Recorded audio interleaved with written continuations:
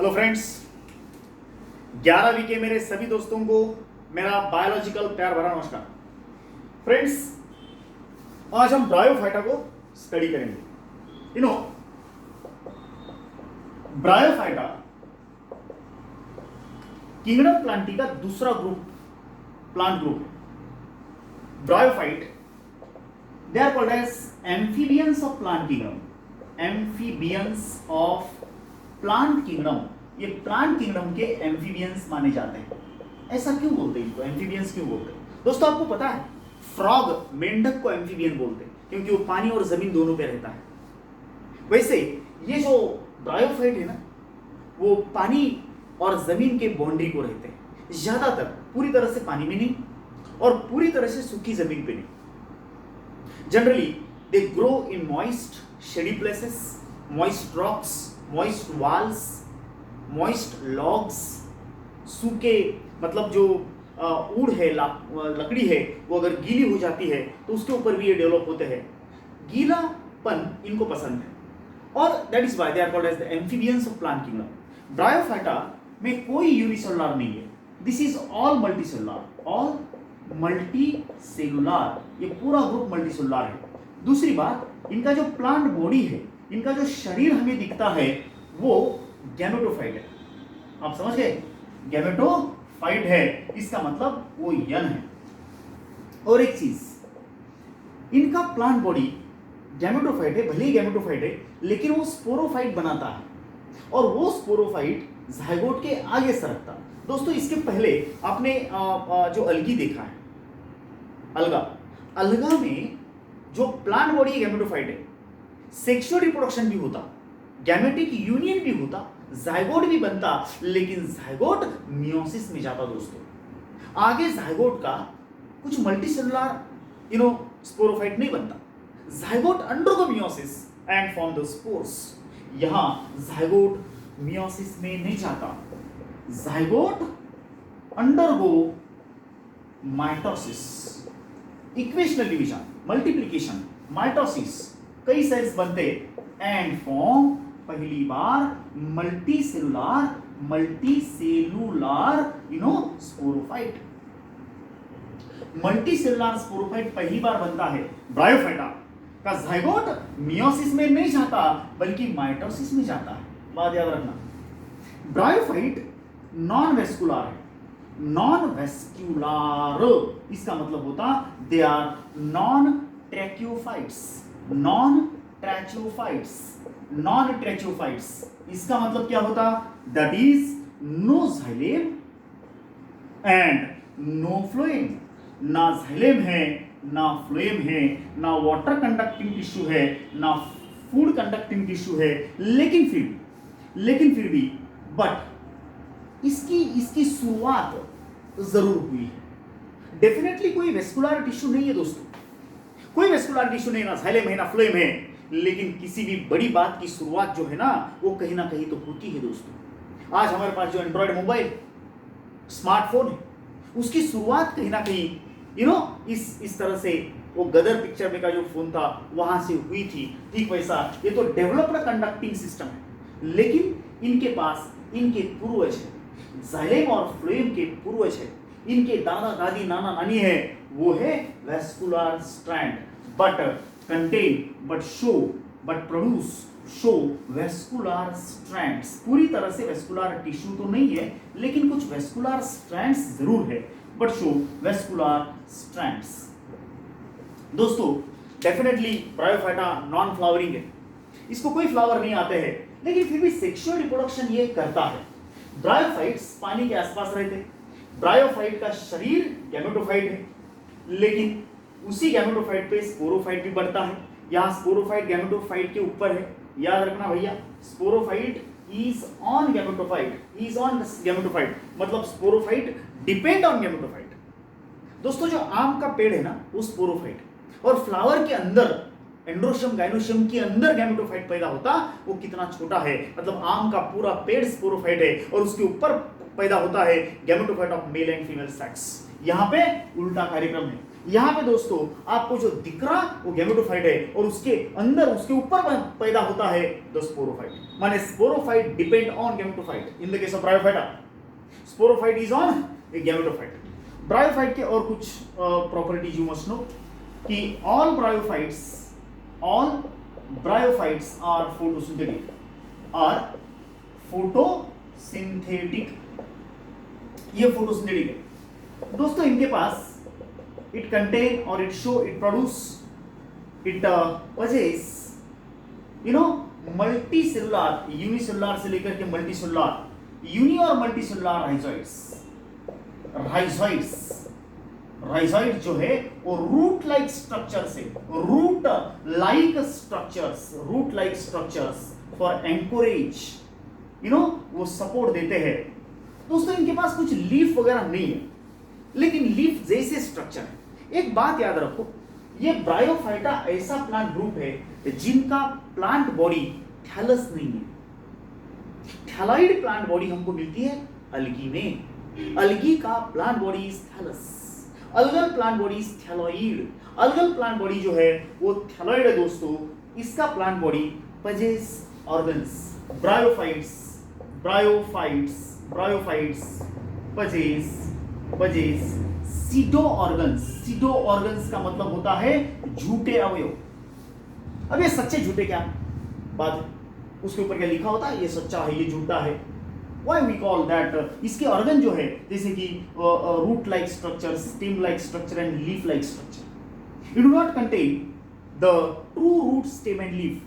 Bryophyte possess pseudo organs, root like stem like and leaf like वो भी सभी bryophytes के पास नहीं।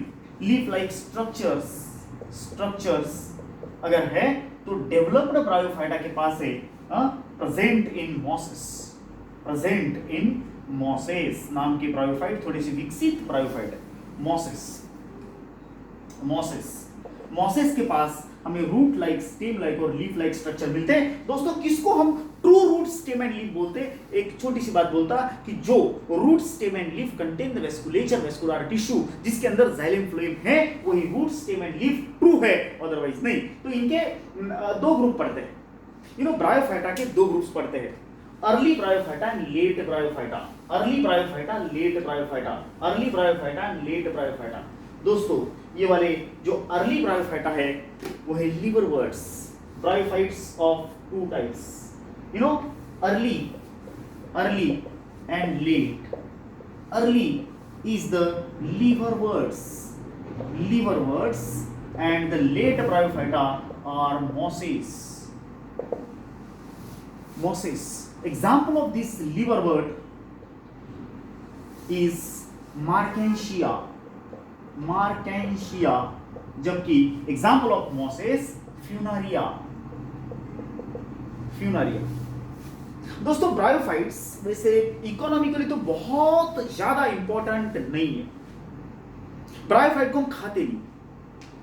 अब ये बात अलग है, कुछ रेनिडियर मॉस, टुंड्रा वगैरह, साइबेरिया वगैरह के जो वहां के लोकल लोग हैं वो कभी कभी अब कुछ नहीं मिला तो उसको खा लेते हैं।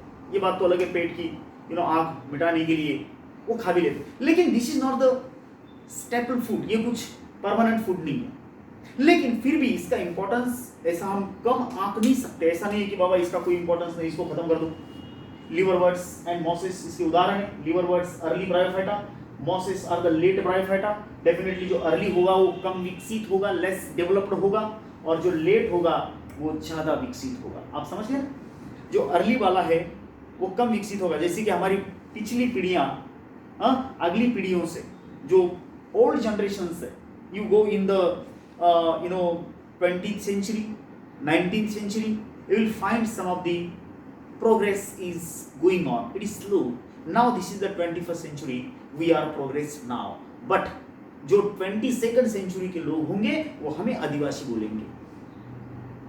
आज अगर हम 20वीं सदी 21वीं सदी के लोग हैं, हम 20वीं सदी के फोटोज देखते, वीडियोस देखते तो हमें अचंभा होता है। अरे कैसे ड्रेस है इनके, इनके कैसे मतलब पेन है, कैसे कागज है, कैसे क्लासरूम से, कैसे स्टूडेंट है ये।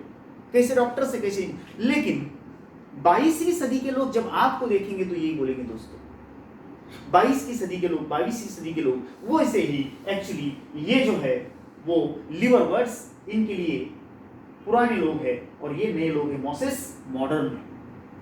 डेफिनेटली इनके अंदर कुछ तो बात है जो इनमें नहीं होगी, जैसे कि जमीन को चिपक करके रहते, जनरली प्रोस्ट्रेट बॉडी, प्रोस्ट्रेट माने जमीन को चिपक करके रहते, जबकि ये जमीन से उठे वाले, इनको कुछ लीफी स्ट्रक्चर भी दिखते हैं। मैं बात बोल रहा था कि लिवर जो ब्रायोफाइट्स है वैसे तो खाने के लिए इस्तेमाल नहीं होते, लेकिन फिर भी ऐसा नहीं कि इनका कोई इंपॉर्टेंस नहीं है।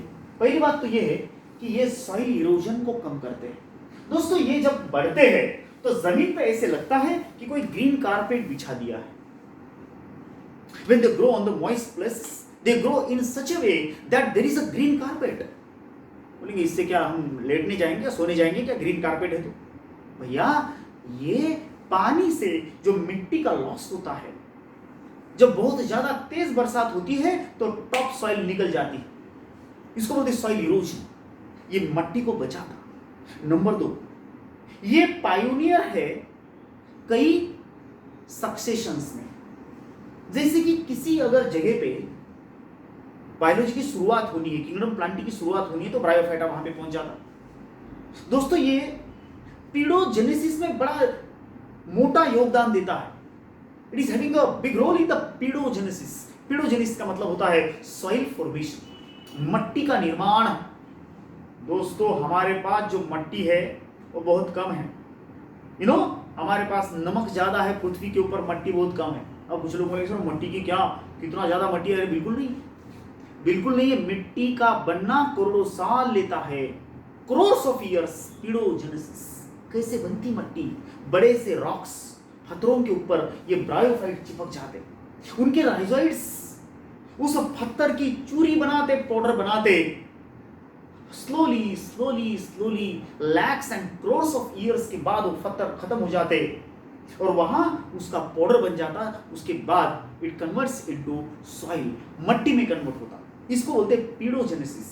ये बड़े बारीक होते हैं, इनके ऊपर राइजोइड्स बनते, रूट लाइक स्ट्रक्चर इनसे निकलते नीचे, और ये राइजोइड्स पत्थरों को चिपक जाते और इस तरह से चिपक जाते कि वो पत्थर स्लोली अपने कणों को छोड़ देता है, क्योंकि इनके केमिकल्स, इनके जो रासायनिक पदार्थ है पानी के साथ मिक्स होकर के उस पत्थर के साथ रिएक्शन करते हैं और स्लोली वो पत्थर जो है वो डिग्रेड होने लगता है। That is nothing but called as pedogenesis. ये भी एक इंपॉर्टेंस ब्रायोफाइट्स का। कुछ ब्रायोफाइट्स हमारे पास मोसेस ऐसे हैं जो मार्शी एरियाज में पीट्स पैदा करते हैं। पीट ब्लॉक्स।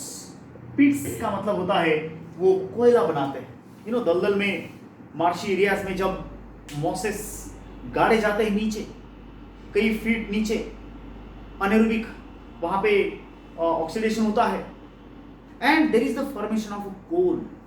पीट्स बनते हैं और इस पीट्स को वहां के लोग जलावन के लिए इस्तेमाल करते हैं, फ्यूल बोल के भी इस्तेमाल कर सकते हैं। ब्रायोफाइट्स में मोसेस का इस्तेमाल और एक जगह पे होता है दोस्तों। आपको पता है हमारे घर के बहुत सारे पदार्थ हजारों किलोमीटर से आते हैं, जैसे कि क्रॉकरीज है, ग्लासवेयर्स है, ग्लास है, कांच की वस्तुएं हैं, क्रॉकरीज है, चीनी मिट्टी के जो बर्तन होते हैं, ये कई हजारों किलोमीटर से जब आते हैं तो उनको पैकेजिंग के लिए मोसेस का इस्तेमाल होता है। बल्ब्स है, ट्यूब्स है, बहुत सारे ऐसी चीजें जो आसानी से टूट सकती मशीनरीज है। अब इन मशीनरीज को अगर दूसरे देश को भेजना है तो भैया आप समुद्र से, वो जहाज चल रहा है हजारों टन का माल लेकर के, लहरों की थपेड़ों से वो ऊपर नीचे होता है, बहुत ज्यादा हिलता है इस तरह से, तो अंदर का माल अगर हिलने लगा और एक दूसरे को टच करने लगा तो सारा आते आते तो भैया उसका तो चिल्लर बन जाएगा, वो सब पाउडर बन जाएगा। तो इसलिए उसको बचाने के लिए पैकेजिंग करना पड़ता है। और पैकेजिंग के लिए जैसे कि आप जानते हैं पैडी स्ट्रॉ, मराठी में तनीस मतलब तनीस, पैडी स्ट्रॉ, धान की काड़ियां, वो हमारे इधर इस्तेमाल होती है। तो ट्रांसशिपमेंट में भी इसका इस्तेमाल है। It is used in the transshipment. Transshipment के लिए इसका इस्तेमाल होता है, दैट इज ब्रायोफाइटा। सो भैया और ऑक्सीजन तो देता ही है, जो भी हरी प्लांट है वो बढ़िया से फोटोसिंथेसिस करती है और ऑक्सीजन देती है, और इस तरह से वो एनवायरनमेंट का भी ख्याल रखता है bryophyta. this is the bryophyta which is considered as the amphibians of plant kingdom, second group of kingdom plantae। Body without organs नहीं है, कुछ को बॉडी विथ ऑर्गन्स है, लेकिन ऑर्गन सीडो है। सीडो का मतलब होता है नॉट ट्रू, यानी विदाउट ट्रैक्यू, मतलब जो वेस्कुलर टिश्यू एब्सेंट है, वेस्कुलर टिश्यू xylem फ्लोएम नहीं है।